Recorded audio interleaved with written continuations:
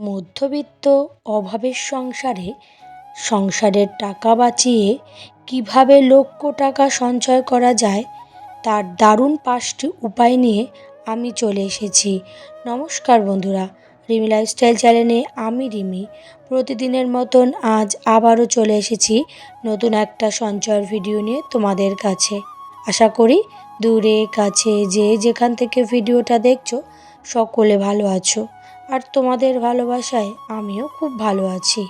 এই যে প্রতিদিনের মতন ভিডিওটা এখান থেকেই শুরু করলাম। বলে আমার ভিডিও মানে সঞ্চয়ের ভিডিও, আমি বেশিরভাগ ভিডিও টাকা সঞ্চয়ের কথা তোমাদেরকে বলে থাকি। আর এই যে টাকা সঞ্চয়ের কথার মধ্যে দিয়ে কিন্তু আমার সংসারের সমস্ত যাবতীয় কাজকর্ম তোমাদের সাথে শেয়ার করার চেষ্টা করি। যা ভিডিও করি চেষ্টা করি নতুন নতুন কিছু দৃশ্য তোমাদের মাঝে তুলে ধরা এবং তার সঙ্গে টাকা সঞ্চয়ের নতুন নতুন উপায়গুলো তোমাদের সামনে তুলে ধরা। আসলে আমি সবসময় আমার ভিডিওর মধ্যে থেকেই তুলে ধরতে চাই একজন মধ্যবিত্ত পরিবারের মানুষ হয়ে কিভাবে টাকা সঞ্চয় করবে, কিভাবে সেই টাকা সঞ্চয় করে বিনিয়োগ করলে যে তোমার লক্ষ টাকায় পরিণত হবে, কি কি উপায় ফলো করলে এই টাকা সঞ্চয় করা যায়, এই সমস্ত কিছু কিন্তু আমি আমার ভিডিওর মাধ্যমে তুলে ধরতে চাই। আর এই যে আমার এই যে কাজকর্মের মধ্যে দিয়েই আমি সেগুলো কিন্তু তুলে ধরার চেষ্টা করি। এই সকাল সকাল কিছু শাক টুকিয়ে নিয়ে এসেছি, আর এই যে পালং শাক খেতে গিয়েছিলাম, এটাও আমাদেরই ক্ষেত, তাই দেখছি যে এর মধ্যে কেউগুলো ডাঁটার শাক হয়েছে কিনা। তো দেখলাম সেগুলো হয়নি। আর পালং শাক না আজকে আর নেবো না, আমি তেমন একটা ভালো খাই না, তার জন্য আজকে আর নিলাম না। তাই দেখছিলাম ডাঁটা শাক কয়টা হয়েছে, তাই অল্প অল্প ভিতরে ভিতরে হয়েছে। পালং শাকগুলো বেশ দেখো কি সুন্দর সতেজ হয়ে ফুটে উঠেছে, বেশ ভালো লাগে। বাড়িতে যদি এরকম টুকিটাকি জমাদের জমি পড়ে থাকে না, সেখানে কিন্তু তোমরাও চাষ করতে পারো। এগুলো কিন্তু অনায়াসে চাষ করা যায়, এর জন্য বেশি কিন্তু কষ্ট করতে হয় না বা এর পিছনে বেশি সময় দিতে হয় না, একটু পরিকল্পিত ব্যবস্থা করে রাখলেই হয়ে যায়। যাই হোক, অনেক কথাই তো বললাম, এবার আসি ভিডিওর মূল কথায়।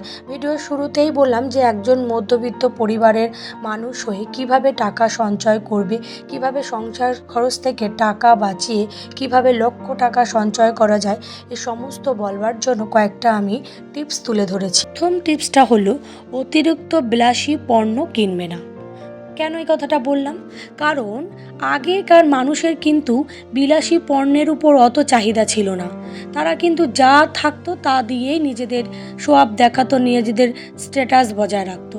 কিন্তু এখন 2026-এ দাঁড়িয়ে মানুষ কিন্তু নিজের শো অফ দেখানোর জন্য অতিরিক্ত বিলাসী পণ্য কিনে ফেলে।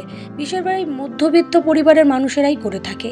তাই সকলকে একটা কথাই বলছি, নিজে যেমন আছো, যেটুকুনি আছো, সের মধ্যেই বিলাসিতা দেখাও। অতিরিক্ত বিলাস পণ্য কিনে সেখানে টাকা খরচ করে, টাকা নষ্ট করে তোমার কিন্তু লাভ হবে না, তাতে কিন্তু ভবিষ্যতে অনেক ক্ষতি হতে পারে। তাই তোমাকে প্রথমে চেষ্টা করতে হবে অতিরিক্ত বিলাসী পণ্য থেকে একদম দূরে থাকা।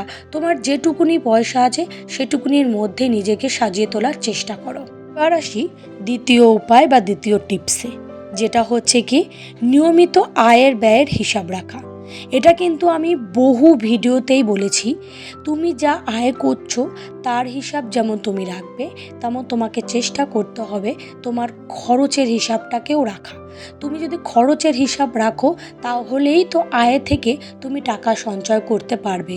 একজন মধ্যবিত্ত মানুষের ক্ষেত্রে তার সংসারে কত টাকা আয় হচ্ছে এবং সে টাকাটা সে কী কী ক্ষেত্রে খরচ করছে এবং মাস শেষে তার কত টাকা সঞ্চয় হচ্ছে, এই সমস্ত কিছু করার জন্য একটা পরিকল্পিত হিসেব রাখা দরকার।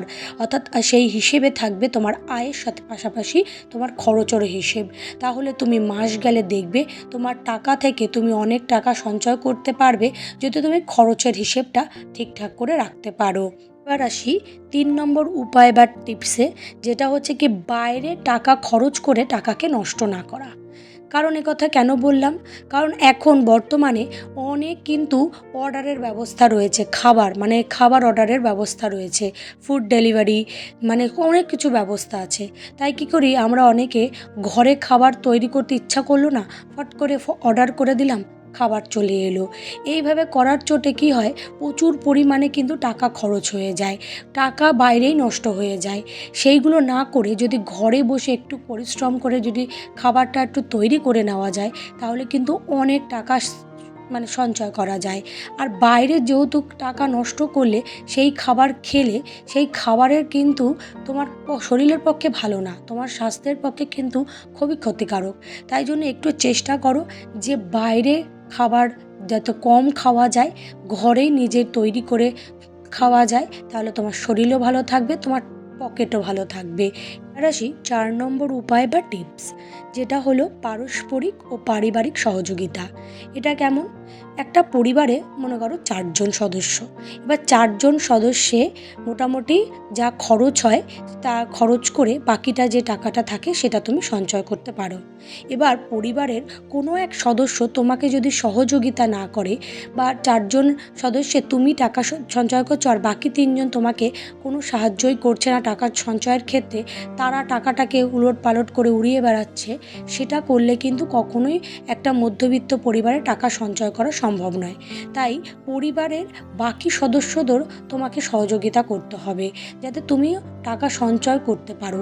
আর তুমি যে টাকা সঞ্চয় করছো সেই টাকাটাকে তুমি এমন জায়গায় সঞ্চয় করো যাতে তোমার বিপদ আপদ ছাড়া তুমি যাতে তুলতে না হয়। আর যে টাকাটা তুমি সঞ্চয় করছো সেই টাকাটাকে তুমি বিনিয়োগ করো বুদ্ধি খাটিয়ে, যাতে তুমিও বছর গেলে লাখ টাকা সঞ্চয় করতে পারো। আর এই পরিবারের প্রতিটা মানুষ যদি তোমাকে সহযোগিতা করে আর তুমি যদি তোমার টাকাকে সঠিক জায়গায় সঞ্চয় করে বিনিয়োগ করতে পারো না, তাহলে তুমিও লাখ টাকা সঞ্চয় করতে পারবে।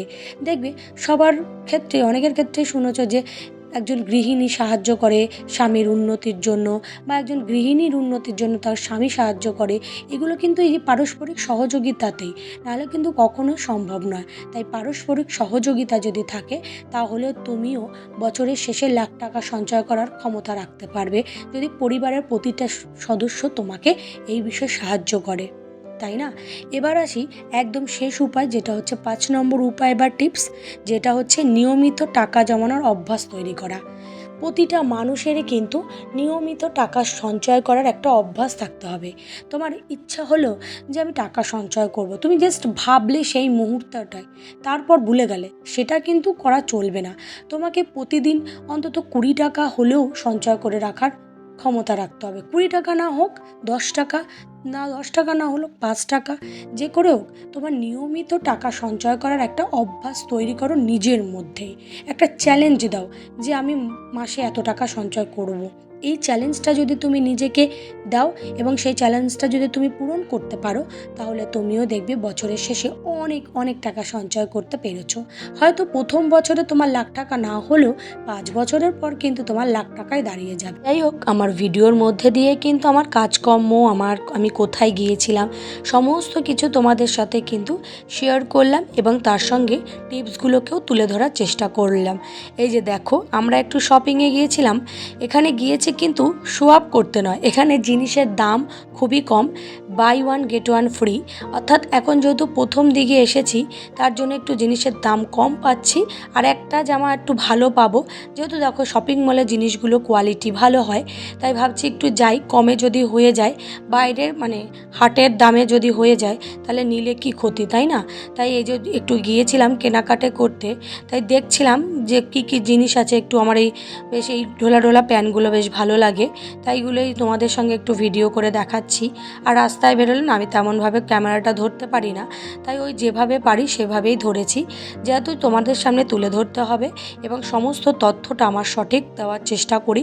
আমি যা বলি আমি কিন্তু একদম সত্যি কথা বলার চেষ্টা করি, এবং বাস্তব থেকে শিখে আনা জিনিসই কিন্তু আমি তোমাদের সামনে তুলে ধরার চেষ্টা করি।